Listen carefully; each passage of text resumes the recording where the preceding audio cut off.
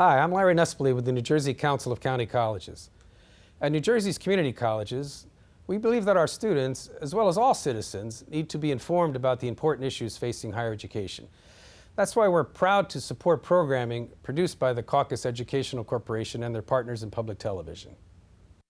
Funding for this edition of One-on-One with Steve Adubato has been provided by the New Jersey Education Association, working for great public schools for every child. Wells Fargo, New Jersey Manufacturers Insurance Group, auto insurance, homeowners insurance, and banking under the principle of stewardship. The law firm of Gibbons PC, Cohn Resnick, providing accounting, tax, and advisory services for more than 90 years. And by New Jersey Natural Gas, proud to support education in our communities. Promotional support provided by the Star Ledger and NJ.com, Everything Jersey. And by the New Jersey Business and Industry Association and its monthly magazine, New Jersey Business. Welcome to a very special edition of One-on-One. I'm Steve Adubato. Today, my colleague Joanna Gagis will take us to Liberty State Park in Jersey City, where we will celebrate the Life and Liberty event. It's a fun and important event for those who have survived and in some cases are still battling cancer. We'll hear from those survivors, their friends and family, as well as some important cancer research organizations who are offering their support. It's all next on One-on-One. This is One-on-One.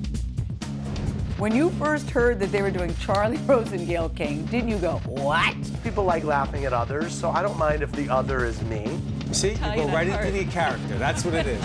I'm bringing families together a half an hour each week. Man, I'm doing something special. And so I do feel successful.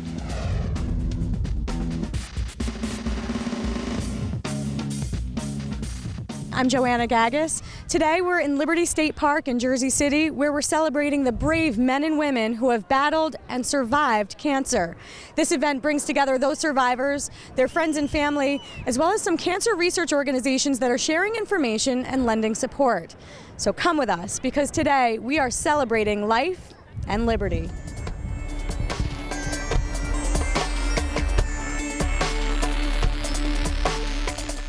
I'm here with Bob Garrett, President and CEO of Hackensack University Medical Center. We're here at Liberty State Park. It's a gorgeous day, and we are celebrating life and liberty today. Tell me, what's the goal of today's event? We sure are celebrating life and liberty. Today is a really special day. I go to a lot of events. This is probably the most special because we have 4,000 cancer survivors that we're expecting today to really celebrate life and liberty, to celebrate their triumph, really, over their disease. And what a great thing for everybody to get together and celebrate in a community. The John Theurer Cancer Center really plays an important role for a lot of these patients who are battling cancer. Do you feel that it's the responsibility of the hospital to not only care for the patients during their treatment, but after as well? Absolutely. You know, it's really a lifelong mission. You know, we really believe in holistic care, so it's really even before they may develop cancer. We have a lot of prevention programs out there, but certainly after they have cancer, it's a family. They become part of our family, and we want to really follow the family and make sure the family succeeds and does well for the rest of their life. And to what end is this event just a continuation of that mission to care for the patients and their families? Well, it really is a big part of that, because part of surviving cancer is finding camaraderie, telling each other stories, really participating in the fullest potential in terms of survival. And this really brings the entire cancer community together. There's nothing like it. I mean, there are cancer survivor events that we see in different settings, but nothing this big and nothing this spectacular where people can really share their stories and actually celebrate life. What do you think it does for someone who has survived cancer to come around and see other stories, or maybe even someone who's still battling, to hear other people's stories and to be in a place where they can find so much information, so much support? It's extraordinary. Cancer survivors come up to me all the time and they say just hearing somebody else's story and hearing what they went through and seeing the similarities of what they themselves went through is incredible. It gives them great strength to carry on. And the emotion is incredible. You'll see it during the day. You'll see people hugging and kissing and really feeling the bond of a community. It is a cancer community, and it is a strong community. There's nothing like it. This is Burton Hall, who's a colon cancer survivor, and we're so thrilled that you're here with us today. How did you first discover that you had colon cancer? Basically, I went to the hospital for a routine colonoscopy, which is supposed to be routine, and I do it because I'm supposed to do it. When I awoke, the physician looked down and said, "Houston, we got a problem." So apparently my routine colonoscopy was not going to be routine. How important is it that people get those colonoscopies? I know they're not comfortable, but how important are they? It's a lot more comfortable than colon cancer. I think that if people realize colon cancer is the only cancer that's preventable, then having a colonoscopy is a minor inconvenience. There are 50,000 people a year approximately who die from colon cancer, and the vast majority wouldn't if they took the time out to have a colonoscopy. It's the only preventable cancer. It is the only preventable cancer, and we should tell people we are standing underneath a giant colon right now. It's a kind of fun way to talk about colon cancer, but there is nothing fun about the diagnosis. What do you think was the key in your survival, in your beating this? I got good advice from a friend, and I had two brilliant physicians. The suggestion was surgery. Surgery may not sound like good news. It's wonderful news because it means we think it may be contained. What do you hope that other people take away from your story? Get a colonoscopy. If you're 50, supposedly, and I'm no doctor, I don't play one on TV, but if you're 50, every 10 years. If you had colon cancer in your family, 3 to 5. It is a preventable cancer. Others are early detection. Mammography is early detection. Colon cancer is preventable. What else can you say? This is Latonia Easter, and she has a really powerful story for us. I see you walking around this event. What brought you here? I'm a cancer survivor, breast cancer survivor, and I've been coming every year since they've had this, and it's very uplifting. Just the support that the hospital gives to patients, and this is just great. How do you feel coming to an event like this and being surrounded by other people who you know have gone through a similar struggle? The same struggle. It's like a camaraderie. You have other people that have gone through the same thing or similar things to you. If you need information by speaking with other patients, they share their stories, they share what's worked for them and what hasn't worked for them. And not only that, it's even nice to just be around the doctors and the staff in a laid-back atmosphere so that you can relate and you're not in a hospital setting getting any type of treatments and things like that. So it really does something for you when you get out of that clinical setting. Yes, because I mean, when you're going through health issues, sometimes you can wind up getting depressed and everything. So something like this, it just uplifts you. And then when you have great entertainment, you know, it doesn't get better than that. It doesn't get better. It doesn't. It really doesn't get better than beating breast cancer. So we're so happy and pleased to see you here. Thank you so much. I'm here with Sharon Lee Parker, who is the director of the patient experience, really, at the John Thur Cancer Center. What does that mean, the patient experience? Well, it's sort of the graduate title of patient advocacy. Experience covers the total picture from when a patient has their initial diagnosis and makes that first phone call until hopefully they are treated successfully and then go home. We cover all aspects of it and make sure that even though cancer is not the journey that you chose, we want to make it an educational, interesting, and positive journey as much as possible. You have coordinated this entire day, and in fact, you've been doing this for a long time. What do we see here today? Well, you know, we see 4,000 plus people coming together for really a celebration of life and liberty. And it started more than 5 years ago when Dr. Gua happened to have a patient who had made the suggestion. And I had coached her. When I talked to her and she came out of it so positively, she said, you know, why don't you have a celebration for your patients? And Dr. Gua picked up on it right away. And because he happens to be French and the Statue of Liberty is French, why not start it right here? And it has grown from 900 to more than 4,000. And we are so thrilled. People come from everywhere, but many from New Jersey and the state of New York. Who's performing here today? Well, we have three fabulous acts. One called Quixotic moves and grooves, and we always suggest to our cancer patients when they can and as much as they can that they exercise just moderately, but to keep moving and grooving through the day, and also to drink water. So we're looking at Quixotic, which is very similar to a Cirque du Soleil program, and you see these people moving and bending and stretching, and of course that's all good for you. It brings a smile to your face. And then we have the Village People, and you know, who would be better than singing YMCA and having 4,000 people swinging and moving? And then we have our wonderful Gloria Gaynor, I Will Survive. I love that word, survive, and then win after that. We're behind the scenes with Gloria Gaynor, who's here at today's event singing your famous song, I Will Survive, among others. What does it mean to you, Gloria, to be here with this group of cancer survivors and some who are still battling cancer singing this song? Well, it means to me an opportunity to be kind of up close and personal with the people who I've heard have been encouraged and uplifted and empowered by my song. To be here with them makes me a little bit more up close and personal.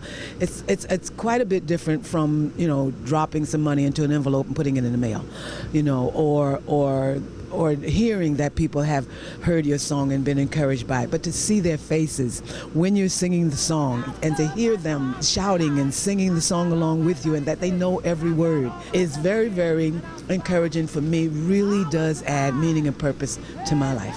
When you first recorded this song, I think it probably had a very different meaning than it does now for you. You've been singing it for so long, and how does it feel to know that this song really is an inspiration to people across the country, across the world? Well, it quite honestly doesn't mean anything different to me than it did when I first heard it. At that moment, I was thinking about my mother who had recently passed away, and since then I've had different difficulties in my life for which I've used the song myself. So it just means now, as it always did, a song that brings hope, brings encouragement, brings empowerment to people, lets you know that you can survive whatever life throws at you. Really, the song celebrates the tenacity of the human spirit. You mentioned your mom, and you did lose your mom to lung cancer. Tell us what that was like for you. It was horrible. I mean, it was really awful, especially since she didn't even know that she had. That was a good thing, that she never knew that she had cancer, but that meant that she went very quickly. And that, again, was good for her, but for us, it was very, very traumatic, you know. As a family member of someone who's battling cancer, how important is it that you keep your spirits up, and how did you do that personally? Well, it's very important that you at least try. It's important to have people around you who are a little bit distanced from the situation, that they can bring some encouragement to you. But it's also good to be with the people who are involved personally, that you help one another, that you encourage one another, that you support one another. And as a performer, what do you hope people take away from this event today in your performance? That they will survive.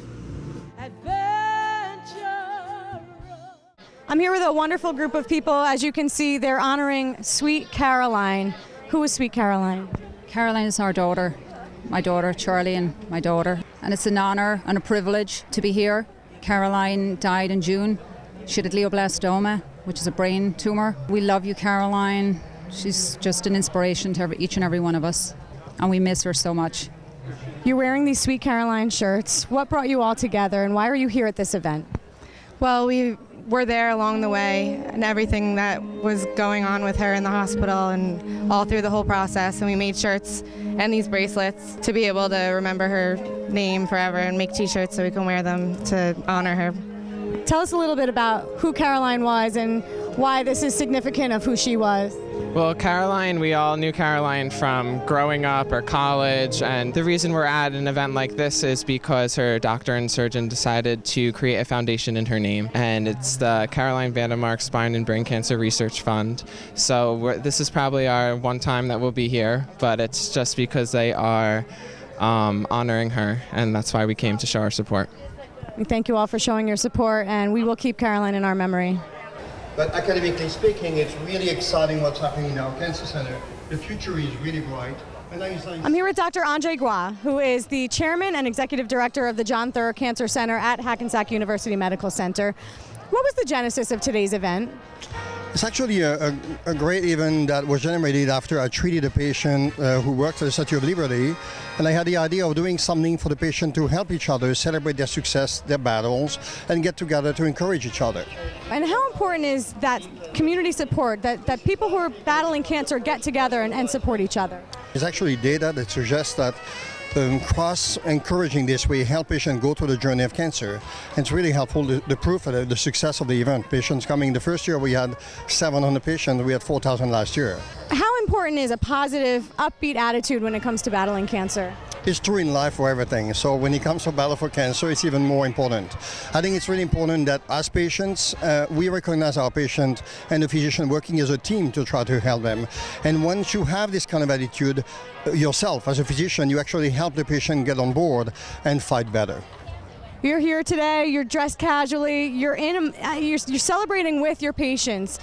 What do you think that says to them, that they know that the people who are treating them are not just approaching them from a clinical perspective, but care and are willing to celebrate with them? You're right on the point. I mean, the first time we organized this 5 years ago, there was a patient who was not doing well at the time, and she was interviewed on TV, and she said, you know, having the idea that they're helping me every day and they come to celebrate my progress is unheard of and wonderful. So that was great. Makes your job so much better, right? It is good also for the staff. The staff mingling with the patients who sometimes they see in a very difficult environment. Here they meet socially, gather together, mingle together, and it's all positive, and it makes the whole family working better together. What brought you out here today? Well, actually, I'm a survivor only because of the grace of God. And these are my best friends, and you know you're allowed to bring 4 people with you, and I couldn't have made it without my girls. This is Donna, Michelle, and Eleanor. Love them so much. Thank God that I'm still alive, and they're here to see me still alive. Thank you so much. What does it mean to you to be out here to support her today? It means a lot. It means a lot to have her still get here with us. I'm a breast cancer survivor. I was diagnosed last year. I came here last year with my mother and my 2 aunts, and this year I thought I'd bring my girlfriends because they are celebrating with me. They definitely helped me along my journey and were absolutely amazing. So we're out here celebrating life. Tell us about the foundation that you started. Gardenia's Angels. It was in honoring my mother. She passed away from breast cancer. We were diagnosed actually at the same age, 31 years old. So she passed away when I was 13 years old. So in honor of her, I started Gardenia's Angels. We walk every year in making strides against breast cancer. And we actually have an event called Soul for the Cure. I love music. Music cures the soul, basically. And everyone loves music and food and dance, and that just brings everyone together. So we have Soul for the Cure every October for Gardenia's Angels. Tell us the website where people can learn more information. You can actually find us on Facebook at Yakima Deloach, basically, and then underneath that, Gardenia's Angels. This is Jonathan and Shelly, and they're here with Stupid Cancer. StupidCancer.org is the name of your organization. What's the mission? The mission is to come together to support young adults who are affected by cancer, ages 18 to 39. There are over 72,000 of us that are diagnosed with cancer each year. So it was important to have a voice for all of us young adults who are facing cancer. Where did the name come from? Well, it's kind of obvious how stupid cancer is, and it's really about being inclusive, because everybody that has a cancer experience, it's a horrible thing to go through regardless of what type of cancer it is. So by being stupid cancer, it's really including everybody who's dealing with this. Nobody's cancer is worse or better. We're all in this horrible situation together. Do you have a personal connection with a battle against cancer? I do. In 2011, I was diagnosed with Hodgkin's lymphoma, and then I was re-diagnosed in 2012 and had a stem cell transplant last October. So I faced cancer twice in 2 years, and Stupid Cancer really helped me get through it and connected me with some great people that really understood what it was to go through. And what about you? Tell us your story. I was 5 months pregnant about 2 years ago, lost the baby, and then within a week we found out that I had a form of leukemia that had killed the baby. So fertility issues and dating and all these things are things that this age group faces, and so it's been a great home and community to be part of. And what are you hoping to do today? How are you hoping to help people who are here today? The goal of the organization is to make sure that all young adults affected by cancer are aware of the resources. So this is really about educating people and bringing people into this community so that we can help get them the resources they need. What do you hope people take away from stupidcancer.org today? Well, it's okay to face cancer, and we're all in it together. So it's okay to call it stupid, call it some other things that wouldn't be good to say on camera. Especially not on PBS. Right, exactly. So we just hope that people understand that there is a group out there, they do have a voice, and that we can come together and really discuss things, and you're not alone. You're not alone in this fight. This is Dr. Andrew Pecora, who is the Vice President of Cancer Services at the John Theurer Cancer Center. Why is it so important that at an event like this today, we are providing information for people who have struggled with cancer? Well, today's all about survivorship, and when you have cancer, in some cases you face your mortality, and what people want to know, particularly those who are fortunate enough to have their disease cured, is what can I do the rest of my life to prevent my cancer from coming back, and what can I do to prevent other cancers from occurring? And finding information can be so daunting. When you get a diagnosis, you're dealing with the emotional side, but then, finding information that's accurate can be very, very challenging as well. So how does it help people to find that there are foundations here and organizations sharing information? Oh, I mean, you just summarized it. The idea is that you want to have focused information that is accurate. It's so easy now to go on the internet and type words in, but you get so much information that's just not directed to your specific condition. So it's critical, particularly as cancer gets more complicated with molecular medicine, that you talk to people that are expert in the disease that you have to provide you the information that you deserve. This is Barbara Geiger. Tell us why you're here today. I'm with the National Ovarian Cancer Coalition, and we raise awareness of the signs and symptoms of ovarian cancer because there is no screening test for it, so it's really important for women to know what the symptoms are. So really, because women can't take preventative measures in the same way that they can with breast cancer, you're here telling people what should they look for? They should look for bloating, they should look for pelvic pain that lasts more than 2 weeks. A lot of people think that the Pap test takes care of everything, and it doesn't. It does not screen for ovarian cancer. And that is quite a diagnosis.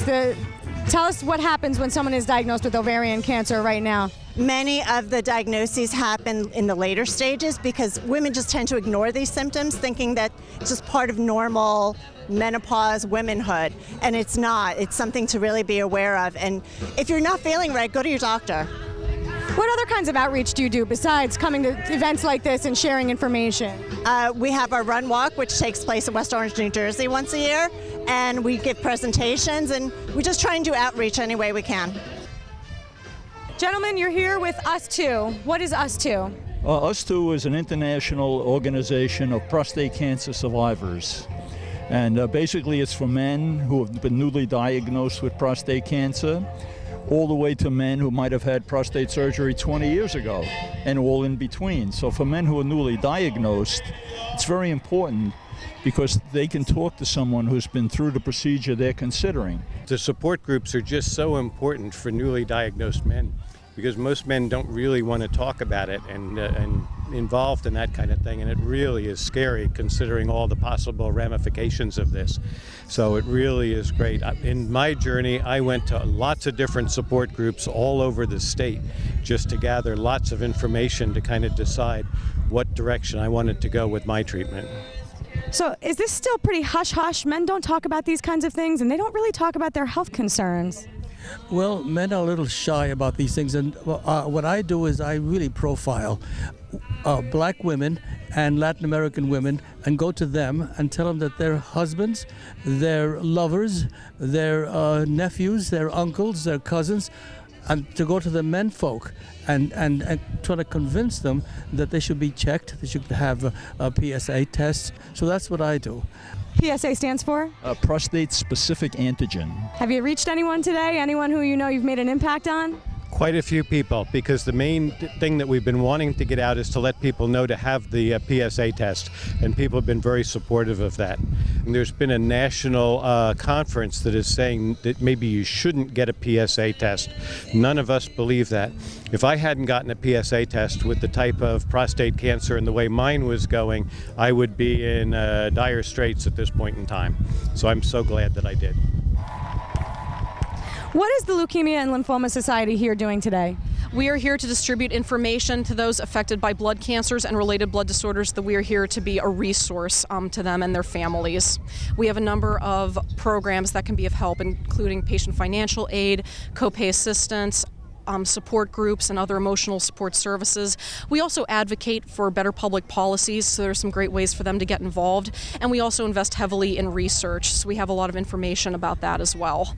And you're giving away some fun stickers. Tell us about these. Certainly. September is actually Blood Cancer Awareness Month, and for that reason, we had a fun fact about blood cancers, especially as it relates to our survivorship rates and the amount of people affected by these disorders.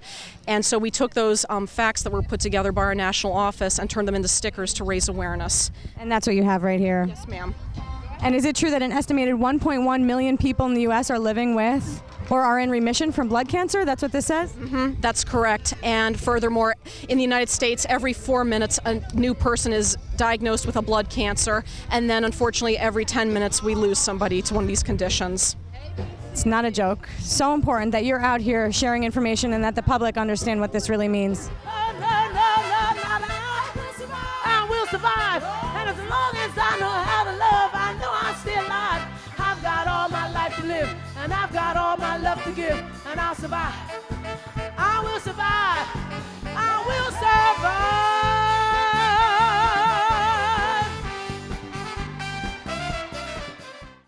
One-on-One with Steve Adubato has been a production of the Caucus Educational Corporation, celebrating 25 years of broadcast excellence.